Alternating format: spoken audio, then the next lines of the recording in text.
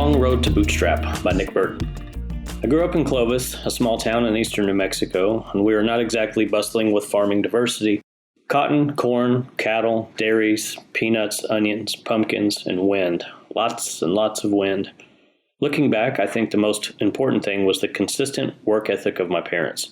Dad taught theater at Eastern New Mexico University, and both of my parents owned a photography studio my entire childhood.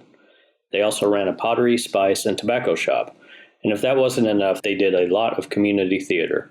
I was surrounded by creative details in their works. Dad also did a lot of handyman-type jobs, and I remember spending a lot of time in photo dark rooms, on new roofs, and servicing evaporative coolers. The work was consistent and family-driven. There was never an excess of cash, and it took everything they had to make it work in a pre-internet rural small town. Both of my parents were excellent cooks, and dinner was always served on plates with cloth napkins. A small detail, but important, as the sense that meals were cooked with love and served with hospitality. Dad was a stickler for details in his shows, and through that I learned that the precise words we use and how we say them can make a huge difference. I learned that minute design details told a better story and could pull people's triggers. In college I worked for a landscaper. I very much enjoyed the work and being outside. I liked the seasonality of doing certain jobs, then changing up as the seasons turned. We would go from mowing to leaf cleanup to tree work, and then back to mowing. I liked that landscape installations, building projects, and light home repair broke things up while teaching me new skills. After college, I caught back up with my folks who by then had moved to East Dallas. Dad and I had an outdoor remodel project and an apartment complex, and the next thing I knew, I had more jobs lined up doing small remodels after Dad went to work teaching in the fall. I rode that for a while, but I was wanting to settle into a regular pace, and I did not enjoy the ending and beginning of one-off construction. I got a place to stay and went to work for Lowe's, and 3 months later I followed a manager to Home Depot. This was Dallas 1999, in full swing of the housing boom before the housing bubble, and the original founders at Home Depot were still around. We had a great store manager, and I credit him with teaching me about satisfying the customer until it hurts, learning from the individual transaction and applying it to the bigger picture. Short-term loss, overwhelming customer service, limitless work initiative, and personal best while taking care of your team. I look at these days as when I got my thick skin. It was no holds barred, get shit done for the brand, the clients, and the trade. It was also my first stint with mentors. Between the manager I'd followed and the new store manager, I had two people who took me under their wing and showed me the ropes. My depot days were also when I learned retail, merchandising, inventory, profit and loss reports, and strong culture. I learned that people who win consistently show up, get knocked around with a smile, and give as much as they take across the board. Then the housing bubble burst. The original founders retired, and new management brought in from the outside of the depot culture tied the hands of everyone who wanted to serve the customers. A few months of frustration and turnover slowly passed. I was rifted 10 days before Christmas with a pregnant wife. I had already begun mowing a few yards on the side, but I needed a job fast.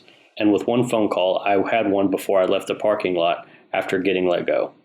That was networking at work. I had already proven myself to many clients, and without flinching, I was at work within minutes. But getting let go without cause lit a fire in me. I did not want someone else to have control over my family's care or my fate again. For the next couple of years, I worked 7 days a week, Monday through Friday, all day for the contractor, the evening shift Thursday through Sunday waiting tables, and Saturday and Sunday mornings mowing lawns. As the lawn business got bigger, I was able to leave the contractor and keep the waiting job at night. The per-hour money was way better, and I loved working in the restaurant. I was finally able to leave everything and focus on growing the lawn business with my partner Leo. Together we built a strong business, with me dealing with clients and him managing the books. This was taking place during the 2008 financial crash, and we were growing fast. Because we focused only on premier properties and clients, we did not have to nickel and dime our way to the bottom like all of the other lawn companies. We were consistent, detail-oriented, and all-inclusive. This growth went on for several years. Our problem was growing too fast. We were both working 60 to 70 hours a week and taking on debt to feed the fire as we grew. We had too much work, not enough time in the day, and an inability to say no. We lost effective communication and failed to set goals. We had reached a point of impossible failure.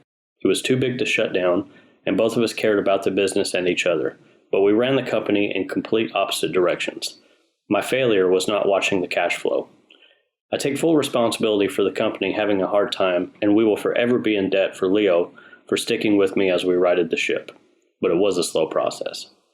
In August 2012, my dad, 8-year-old daughter, and I took the day off to go kayaking. A few hours later, Dad had drowned. I walked my daughter out of the forest on a logging road and called my mom to tell her. Needless to say, this was a hard day.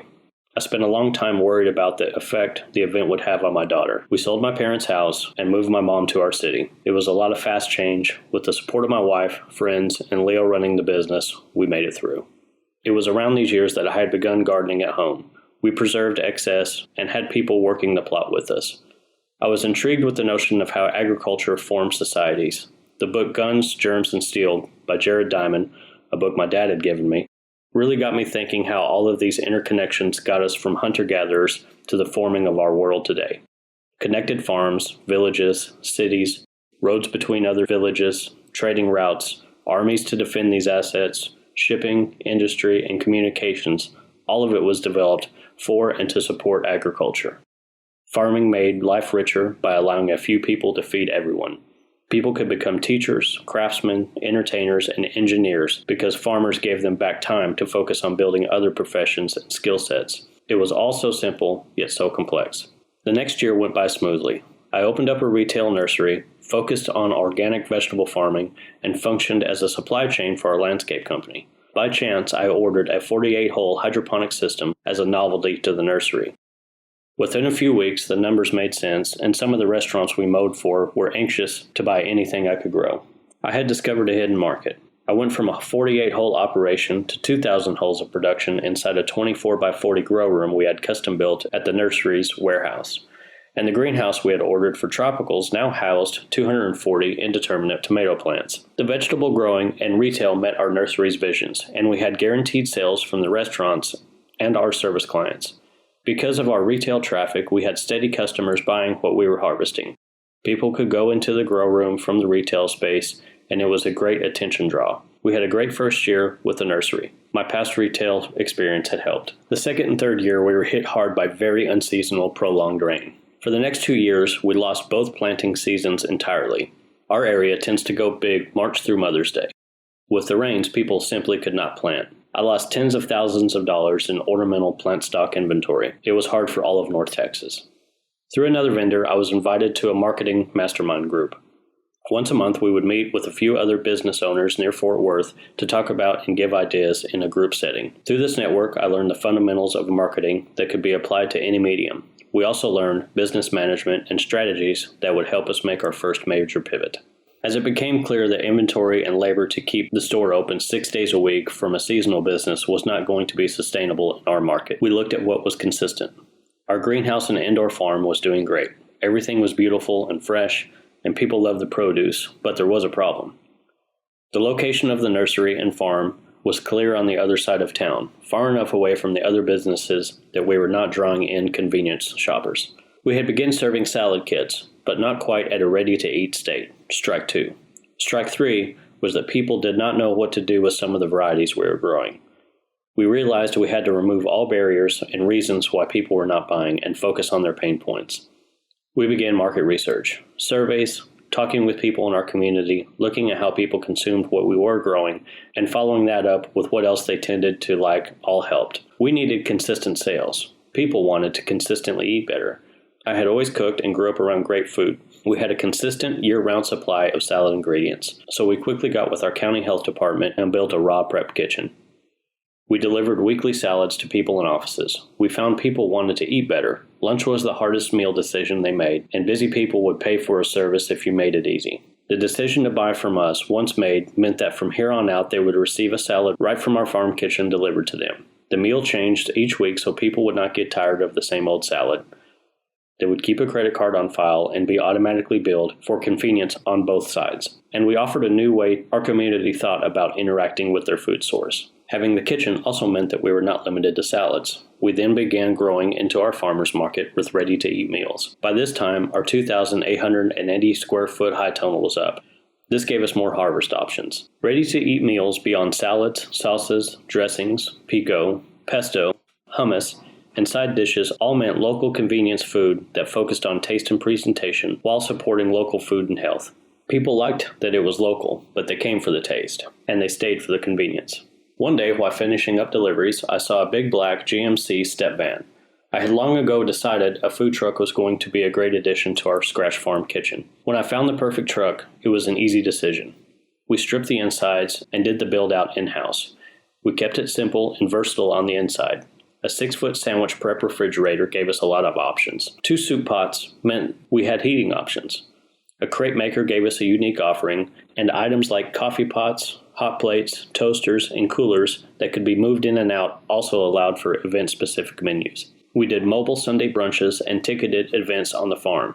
We set up at a busy Harley-Davidson dealer with a great location for Friday lunches. Then we equipped the truck for mocktail sales at our farmers market. This was a lot of fun. We kegged our own soda and seltzer on the truck, had frozen mock margaritas, and designed a revolving menu with non-alcoholic classic cocktails and our farm's culinary herbs and edible flowers for unique experience at the market.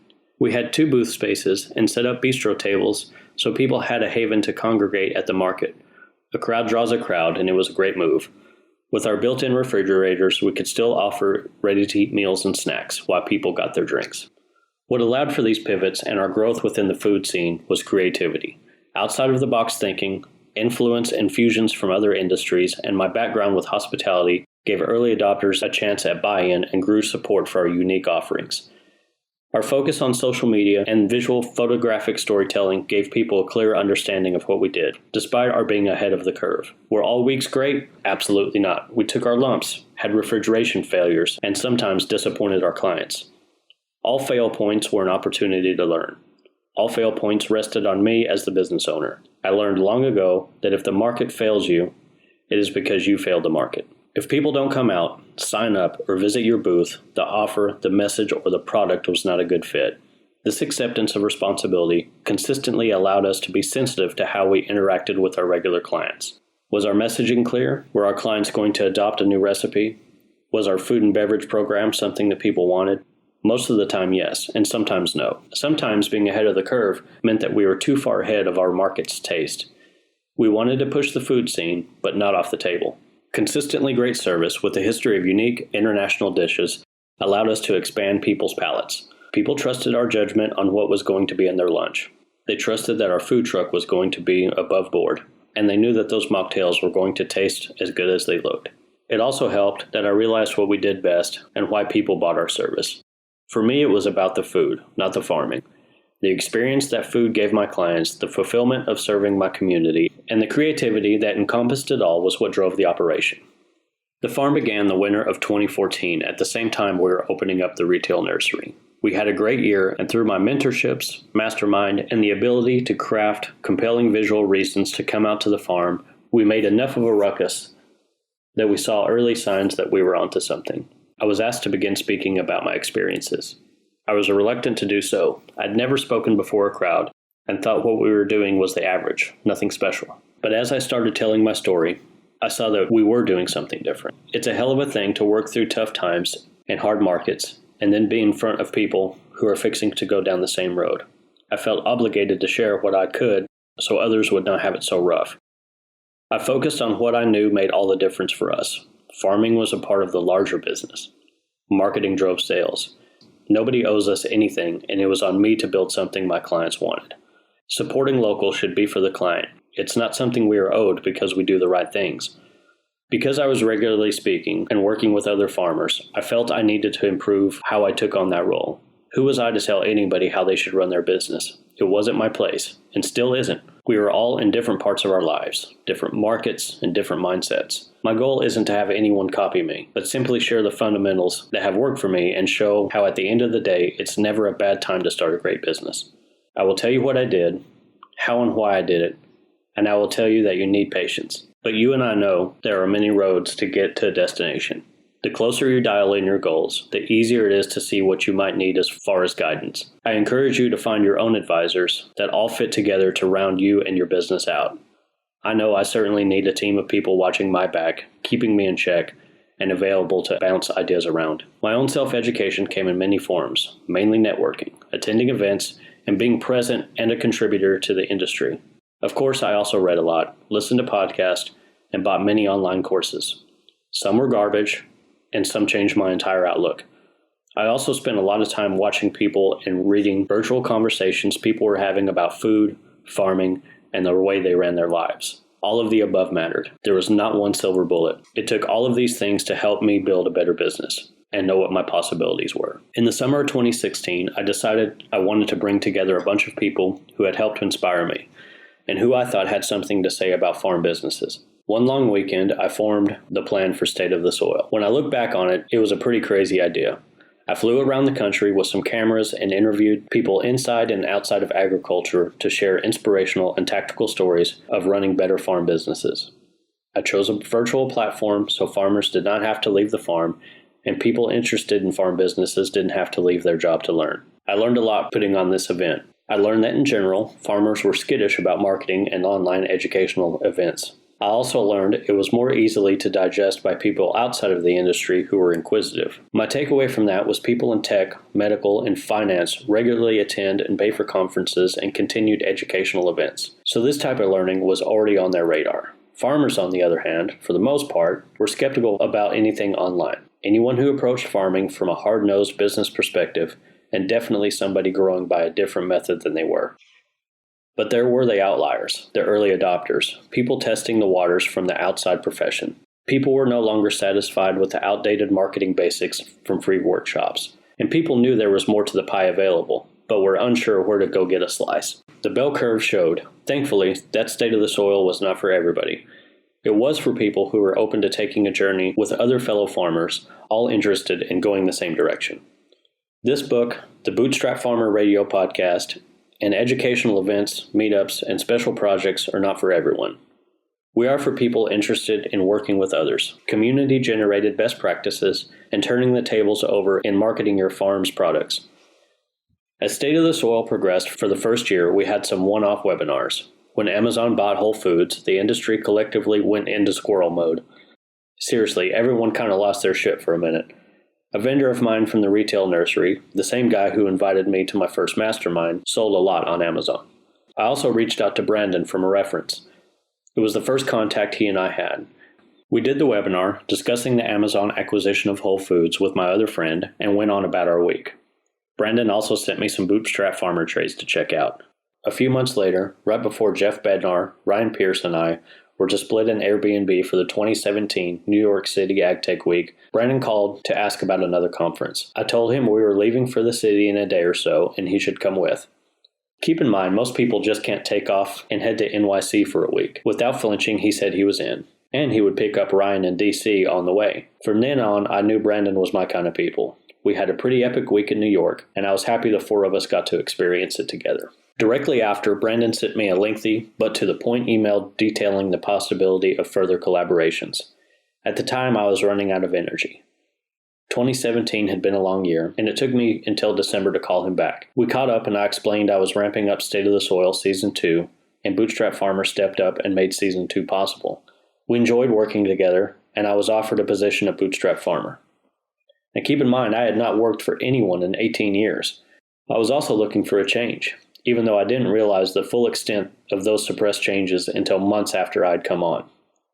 I felt that I had accomplished all I could locally, and I felt I had more meaningful work to do.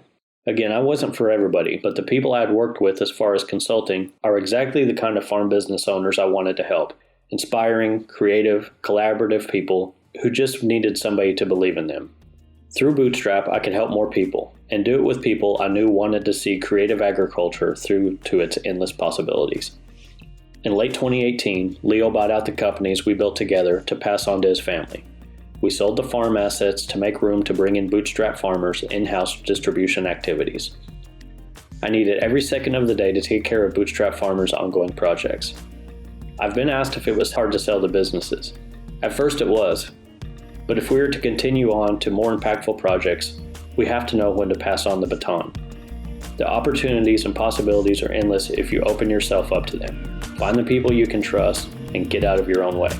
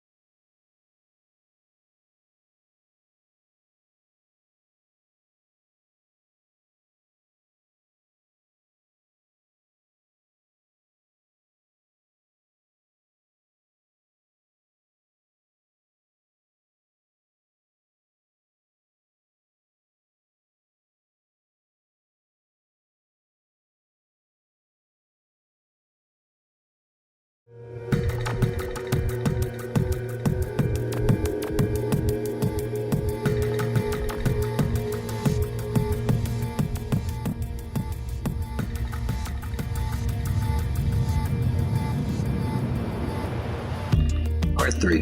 What I'm doing about it. I'd like to have you think that I had all this planned out from the beginning, but that's just not the case. I didn't have a major epiphany, a religious experience, or a psychedelic vision that gave me all the answers. What I do have is an obsession to make my impact by figuring out feasible business models that can make money, improve the food system, and be replicated by others. The first two should be obvious, but the idea of making this replicatable is also really important to me. It's not because I have my eyes set on a franchise, but my thinking is, I want to be special, but not special that others couldn't build a similar model for themselves. Because if replication is impossible, then my impact would be limited to my singular experience. And by my sharing of the process along the way, hopefully others will be able to take some inspiration and knowledge with them so that they can put their own spin on this thing. With this approach, I can stay focused by leveraging social media and even things like this book to expose others across the country to what I'm doing. So we're going to get into the different business models that I've been creating these last few years. Vegetable. The basic concept for my first business started as follows. By having my own greenhouses and a certified commercial kitchen, which was just a food truck at the time, on my property, I would be able to harvest and prepare a $2 head of lettuce and turn it into a $10 salad. Customers would have until Friday night to place their order, and I would deliver it to their door on Monday evening. And more than just salads, I'd make all kinds of things from chili to smoothies to bone broth, anything that I had a personal passion in putting out there, and that added value for my clients.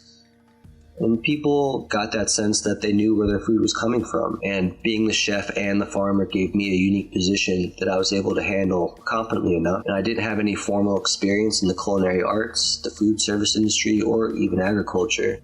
But I'd been cooking for myself and growing for myself my whole life, so I really just needed to step up my game a bit to make it all work. And I can tell you it wasn't a 4-hour work week, but still, being able to run the business by myself was a testament to the frameworks that Tim Ferriss's book provided. Now, I didn't allow any one thing to sap up all of my time. Making that shift from aquaponics to hydroponics via the Cracky method, along with having the commercial kitchen on my own property, made it all run quite efficiently at that scale. And so I felt like I was on the path of owning the supply chain. And growing a variety of staples like leafy greens, herbs, and tomatoes, I was able to create menus weekly that used everything that I was growing. And this really brought out my creativity in menu design, and it gave me lots of varied possibilities week to week. Because my food costs were so low, I harvested and bought only what I needed each week. I had practically zero waste, and that kept margins high. But this also meant that I only needed to serve a small number of people. And with the premium service, I didn't need to go for quantity, I just needed quality. And that fit the business goals of my lifestyle well. And so my goal was not to corner the farmer table market, it was really to cultivate a tribe of clients who would come to me week to week for their meals. And that's how I would have fun doing it. And just diving more into this home delivery aspect, I was getting a consistent 10 to 15 clients per week, averaging around $75 per delivery. And that felt right for me.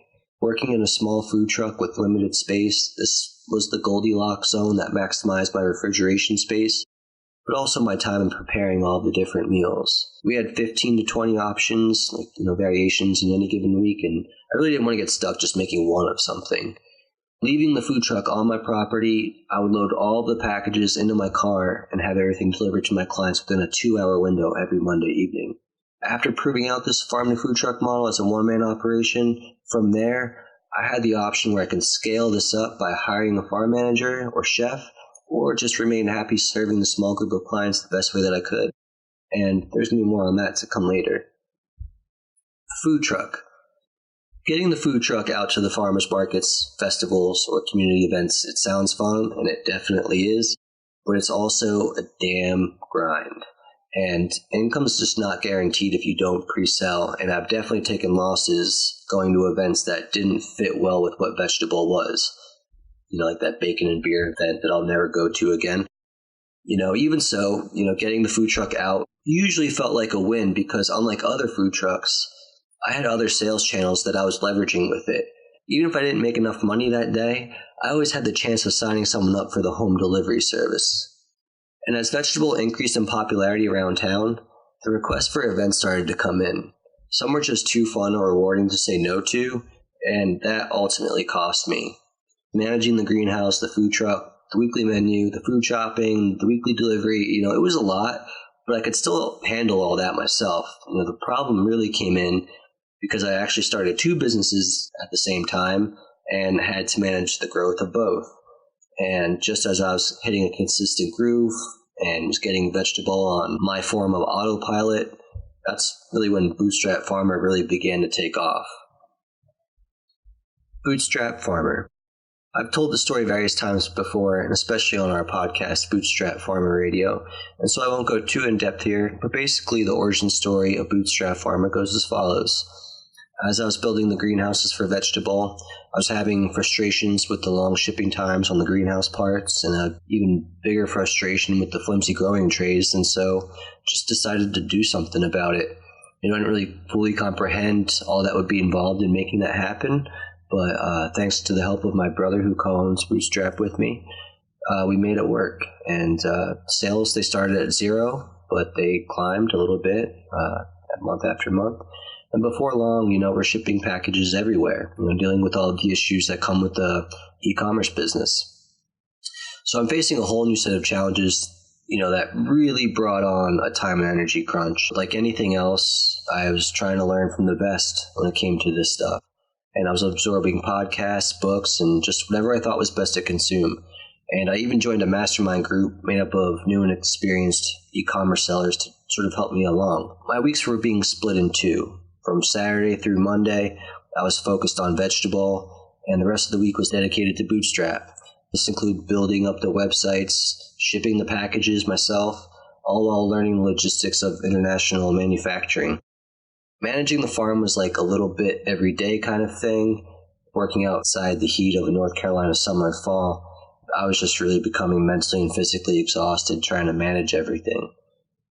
I really went from burnout to breakthrough. It was really at my peak burnout during a cold December. I decided to take a 2-week trip to fly to Austin, Texas, for an event around building businesses.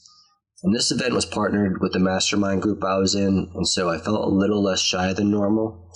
In attendance were some crazy successful entrepreneurs, and I was so determined to get in as much as I could from this conference. I was starting to walk out of the presentation room as it was going on, hoping to catch the previous speaker moving from point A to point B. And I was actually quite successful in this, and I got to meet some incredible people like Jesse Itzler, Garrett Gunderson. I also had the good fortune to grab a few minutes alone with the founder of Quest Nutrition, Tom Bailu. And it was a conversation that I'll never forget. Basically, I was telling Tom of my burnout and what I was doing with Bootstrap and vegetable, and when he asked me what I thought would help solve my problems, I just kind of clumsily suggested money would do it. And as someone who's worth over $100 million, surely he would agree with this, but obviously not. He asked me, so what would you do if you had all the money in the world?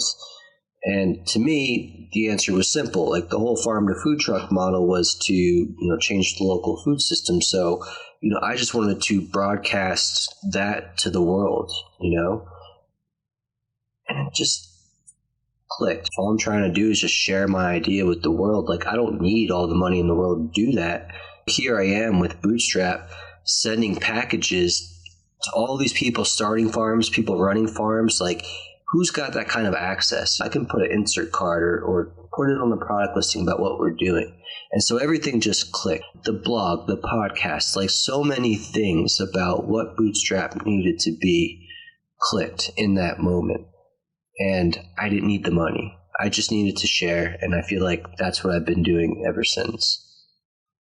This was really good timing for me because a few months later, I needed to go on an overseas business trip for Bootstrap, and this would be 3 weeks away from the States, and that meant I had to shut down vegetable for a while. And I was perfectly ready to take a step back from it to manage the growth of Bootstrap, knowing that I would come back to it once I had it under control.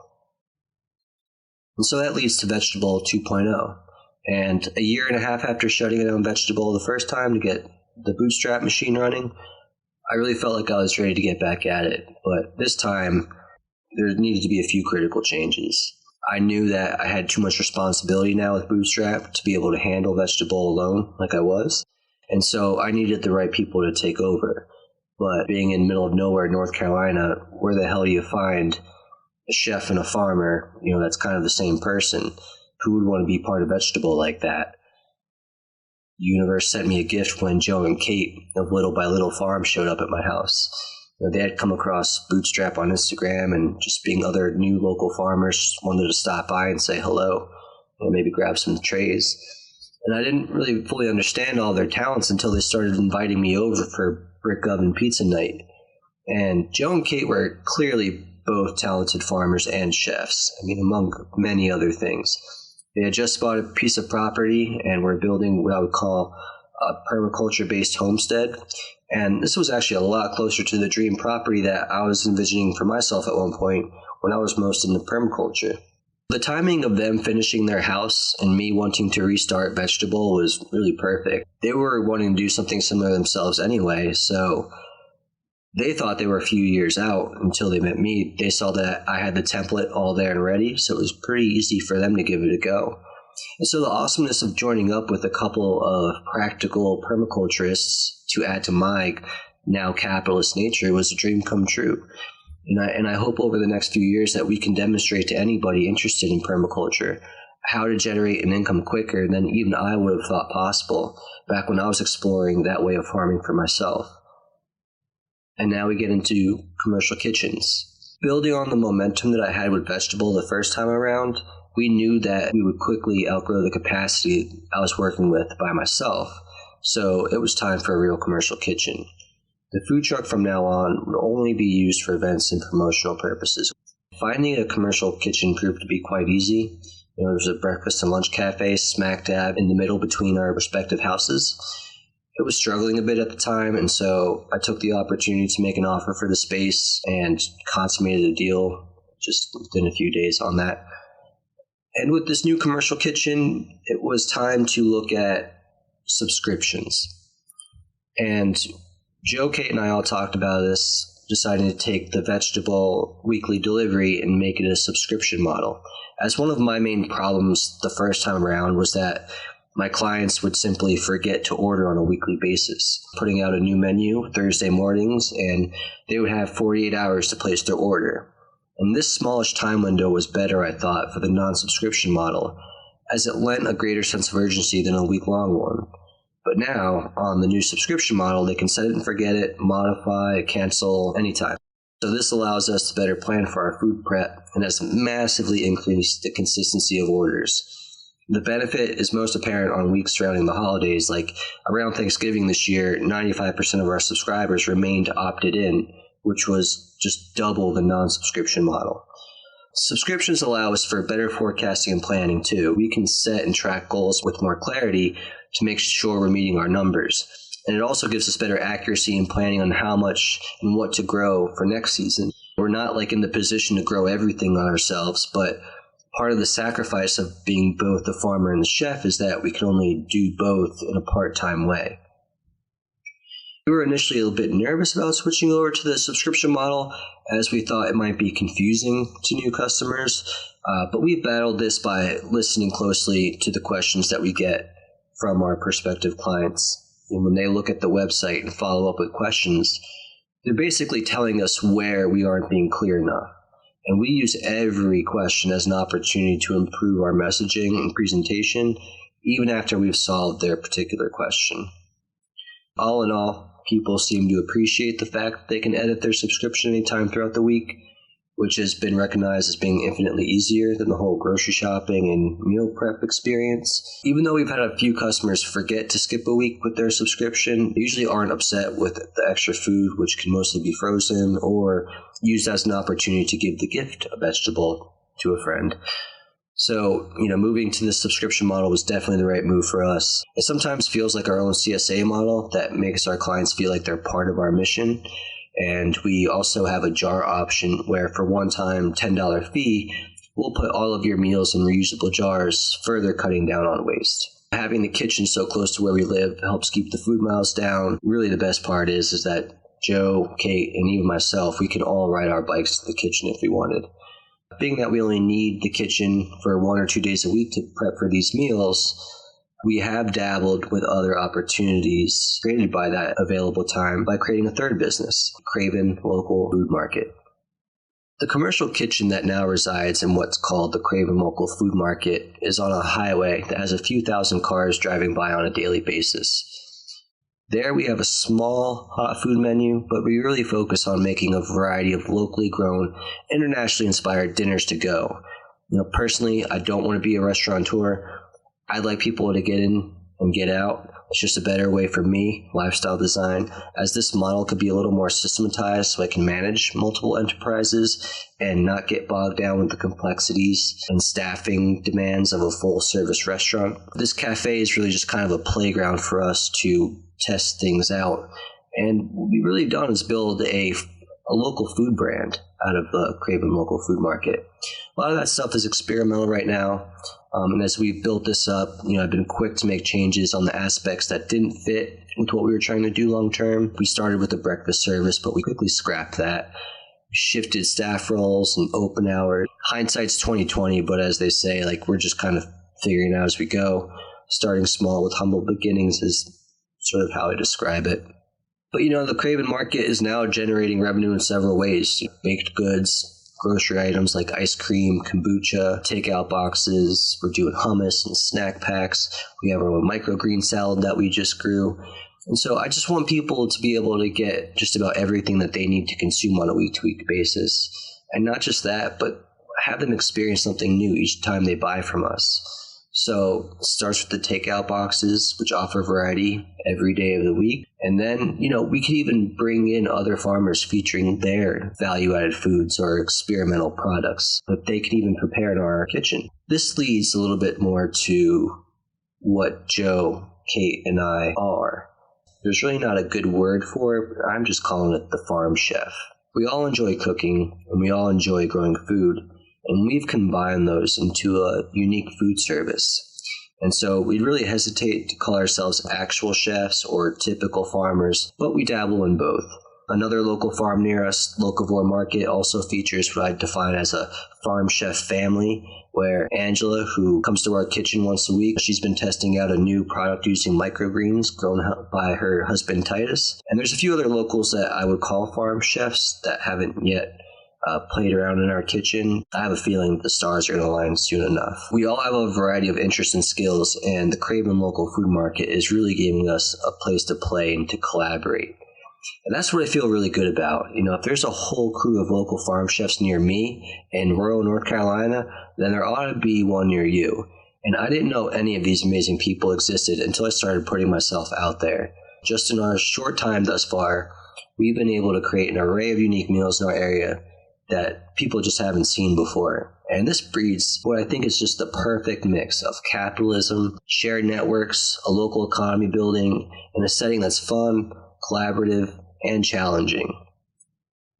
And now we get to the farm kitchen incubator. Far more exciting than the idea of becoming a restaurateur, I'm looking at ways to work with farm chefs on deals and trades where they prep their own value-added products while managing the front counter or reducing my rent. It's really a win-win situation that adds to the uniqueness of the market. And in just our first few months, we've had farmers come in and create unique things with their mushrooms, microgreens, and herbs. And having farmers meet customers at the front counter is really a pleasant surprise to the people walking in. So to me, being able to meet the farmer or the wife or husband of the person who grew the key components of the meal that they're about to eat is an experience that any large franchise or corporation will just never be able to match. To pull this off, I've been designing the market to be relatively low maintenance operation so that after the meals are ready, they're sold with little additional effort, because until we build up the following and have steady traffic on the takeaway boxes, we've had a bigger hot food item than we probably will in the long term.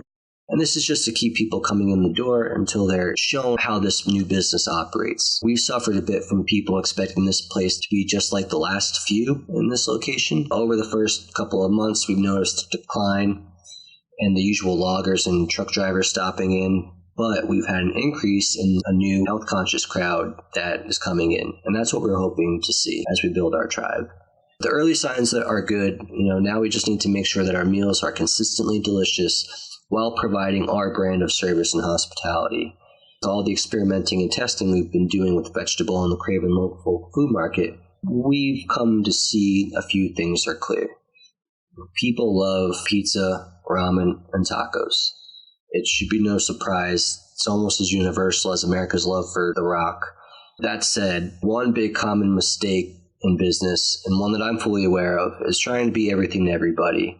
And with the marketplace so full of options, if you're not known for something, you're just not going to get noticed. The world of commerce is so crowded with options, becoming known for something specific is just more important than ever. The question becomes, how does one create a food establishment that's known for a singular thing while still doing everything like we're doing? And that's the term farm fusion. We hear the term fusion a lot in the food industry. The trendiness of blending food from different regions or cultures continues, as does our global interconnectedness. I love food from all over the world, so picking one or two favorites would be very hard for me. My palate requires that I eat cuisine from a different part of the world pretty much every single day of the week. And the Craven local food market and vegetable have always highlighted this.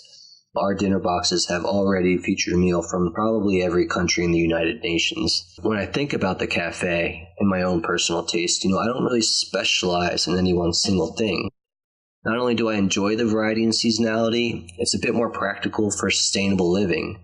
I figure if the quality of our offerings can remain consistently great, people will come along for the ride with us for the seasonal changes. And by blending that sense of nostalgia for the past through seasonal ingredients with amazing variety of flavors from all over the world, we can take a realistic and practical approach toward a flavorful and sustainable food future. What's great about farm fusion is that the bulk of the ingredients are those that are grown locally, shift seasonally, and can be interchangeable among the various cuisines. All of the greens, carrots, microgreens, root crops, and herbs that I can manage, plus what's available around me locally, serve as the base for an endless variety of Mexican, Asian, Thai, Indian, and Mediterranean dishes. And all these cuisines make use of very similar vegetables and herbs that mostly vary in their spice and preparation. So instead of McDonald's or Arby's consistently serving the same junk all over the world, I envision a type of cafe owned by a mixture of farmers, farm chefs, or restaurateur farmer partnerships using seasonal ingredients, creating locally grown, internationally inspired meals from all over the world.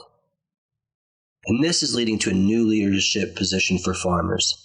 If you ask me what my guiding light is, or the overarching goal of my work, it would be to create businesses that localize the food supply on a national level. If we can learn to make locally grown alternatives taste just as good as the globally imported version, then that's a definable and quite practical way to make a major impact city by city, town by town. I see vegetable and the Craven local food market as experiments in creating the template that would put small farmers into a position of leadership and responsibility within any community.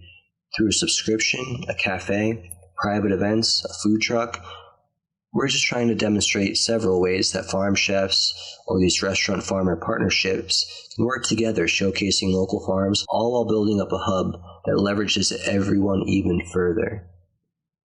Influence, action, inspiration, education, tribe building. In a world of so much noise, we can choose to stand for something or stand for nothing. Support your local farmer. Bumper stickers just aren't really enough, and we shouldn't rely on pity, moral grandstanding, or shaming in any of our businesses. Bootstrap Farmer, Vegetable, Craven local food market, they all tell their stories using an approach specific to their particular audience. At Bootstrap Farmer, we talk to the small farm community about strong, long-lasting products being a part of having a resilient farm business. At Vegetable, we talk to the busy consumer who wants to contribute to a clean environment, maintain good health, and eat a variety of cuisines. At the Craven local food market, serves a slightly different audience, even if many of our customers frequent both. Its location, open hours, price point, and the conversations are geared more towards getting vitality and energy from food with room for a healthy treat at the end of the day. And the people that make up each of these businesses make that voice unique, even though they all carry a shared vision toward a common goal. And this goes to the idea of a community of businesses. While I wasn't exposed to the naming of the idea of a community of businesses until much later on in this process, I was definitely thinking about all of the ways that Bootstrap and Vegetable can be synergistic, other than getting cheaper trays and grow bags for myself. From a practical sense, starting and running two businesses require an efficient use of time. So I needed to leverage and maximize everything that I had. And how could I make these two businesses build each other up is something that I still consciously think about every single day. When I was considering the formation of the Craven local food market due to the public location of the new commercial kitchen, it was really a no-brainer because it added so much leverage and synergy to what we were already doing. I wasn't going to let the fact that I've never run a cafe stop me. And even though the back-end business of Bootstrap wasn't very much related to this new business, I knew I'd figure it out if I was willing to throw myself into the fire. It was a slow start, and it continues to evolve and to grow, but the synergies are apparent. I've added several subscribers to Vegetable through the Craven local food market just the first few months. On Mondays, we make individual meals from Vegetable Meal Service so folks can try it out before subscribing. We also pull up the website and talk them through any questions they have because online ordering is still new for some people in our area. And subscribing to a premium meal service just isn't financially possible for everybody, especially those on a fixed income. So the Craven local food market makes it possible for them to support us by stopping in for a bowl of ramen on Saturday, or even just a little bit of ice cream here or there. And if they want to continue their healthy eating by growing some of their own food, we've got the Bootstrap microgreen kits or mushroom logs there ready for purchase. It's validating to have folks come in again and again, supporting all the businesses that I've created without having them know who's behind all of it. It tells me it's working, even at this early stage. The only thing that can stop or slow our progress is really me. It's going to be roadblocks, mistakes, saboteurs, whatever, but that's expected. With great teams in place and with my leadership, I see a challenging but awesome path to creating the change we want to see in the world. Scaling impact. You may wonder how one can lead multiple businesses that each have ambitious plans. There's a few reasons why I have a chance of pulling this off. With each new layer or opportunity, I'm looking for the following in order to maximize my impact as the leader of these projects. Great people. From top to bottom. There's no substitute for a reliable team that's acting on a shared strategic vision that I've made abundantly clear. Clear in who we serve and what it is that we provide. When I have that, a team is built around protecting and serving it. I can't settle for people who can't serve and protect the core business. Strategic partners. If I can find people who can run the business lines mostly on their own, I gain the capacity to work on other things. These partners are practically business owners within the company. Finding these people can be hard, but if I can do it in the first few years of my businesses, I think that you can too, if you put in the effort. Synergies. Leverage and cross-promotion between all of the business lines for all of my businesses.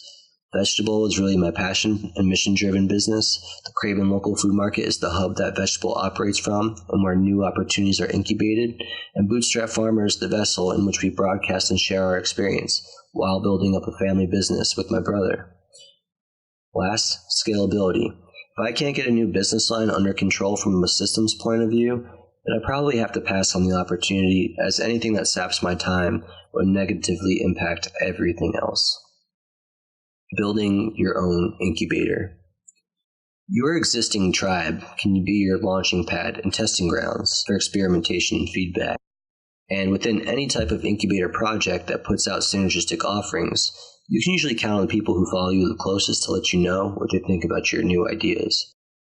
And it usually helps to know if they'll actually buy your product if they actually want to pay for it and do pay for it. The step into an approach using some of the frameworks I've presented, my hope is that you've picked up on an idea or two that you can seamlessly incorporate into your own business plans. And when thinking about those who you seek to help out and launch your new project, think about how you can help them too. Maybe your new creation will be a product that a restaurant you're renting kitchen time from would be interested in having some of for exchange. Whatever it is, it's important that you return as much, if not more, value to them. It's easy to think of ideas using everyone else's resources, audience, and time, but that also makes you a pain in the ass. So just be aware of what you're asking of other people. Shared spaces. Shared kitchens, offices, and retail spaces offer an efficient and low-risk opportunity to expand, evolve, or start new lines of business. The sharing economy trend continues to grow and enter new areas we've never thought of before. So instead of being beholden to using a restaurant during its closed hours with no room for storage, now you can get the same access to similar equipment on a schedule that works best for you. And instead of the endless distractions from a home office, you can separate yourself and be more efficient and focused with your time. And lastly, instead of needing to open a cafe like I did, there are increasing opportunities to sell your product in shared retail spaces that are managed by an outside retail partner. Collecting inspiration from others. So now that you've learned about what I've got going on, what my intentions are, and how my businesses work synergistically to maximize the impact, hopefully you'll begin to think the same is possible for you. This is just my path, and yours will likely be quite different. By now you've realized I'm just a regular guy, not born with any special gifts or talents. I simply decided to take ownership of my life and become obsessed with finding fulfillment through my work. A few years in, and I feel like I'm doing just that, which is why I feel compelled to relate my story. And I continue to get my inspiration from many others in this industry around in small ag. We're going to spend a big part of this book dissecting some of them via case studies. The people that we've picked out aren't just smooth talkers. They're leading with their actions. These are boots-on-the-ground farmers and producers that have consistently been demonstrating leadership, badassness, and an adaptability to change that should be highlighted and studied by anyone considering joining the food revolution. We've been waiting for you. In interviewing these people, we've quickly realized that we've all been down similar paths. Most, if not all of these people have come from industries that had nothing to do with farming. It seemed to take us all a while to figure out what our calling is and to be self-disciplined, flexible, and adaptable to an ever-changing environment. Coming from outside of farming seems to have its own set of advantages, whether that be a willingness to invest in self-education or carrying forward a unique skill set that opens up a completely new niche market. Everyone you will hear about is leveraging technology with timeless knowledge to forge a new path in the future of ag. And so what's possible for you is only constrained by your imagination, your patience, and your willingness to take action. I started vegetable with savings from my previous job. I started Bootstrap with a $5,000 emergency fund. I went all in on myself. Nick and I believe that, in the midst of all the uncertainty about the future, by looking at our past and our most fundamental human principles, we have given you some perspective that you can carry forward when thinking of how you can make your impact on the world today. Between us, we've had diverse backgrounds, which in many ways overlap: cooking, growing, construction, and a passion for personal growth. Yet because we grew up on opposite sides of the country, had different influences, how those interests manifest even now makes for a pretty interesting yin-yang between us. Meeting each other only a couple of years ago, we seem to have our own take and flavor on the projects we collaborate on, and we don't pretend to know everything, but we do want to share our experiences, knowing that our stories can possibly add to yours. So starting in the next part, Nick will share with you his path, imparting the lessons only a business owner who's been through the ringer can relate. Whether it's in small ag or not, we hope that the frameworks and inspiration from this book open up a possibility for a better world for you and a better world for those around you. But first, before you do that, perhaps this is a good time to put the book down and go for a walk. I've spent more time sitting and thinking than I have done any other task while building these businesses, because things just don't happen. It all starts in our imagination. Writing things down through goal setting, and then laying out the steps in between will make your next action clear. Having the persistence to rinse and repeat this process on a daily basis has allowed me to do everything I have to this point, and I want the same for you. Today, take some time to daydream and see what transpires. When an idea comes to you, explore it without fear. Write down the action steps to get from where you are now to where you want to be. Once you see the plan right in front of you, all you have to do is act on it. Momentum is gained the second you start. Resilience is attained by pushing through all forms of resistance: procrastination, distractions, failures, and roadblocks. But no, freedom is possible when you have clarity and purpose behind your actions. Good luck.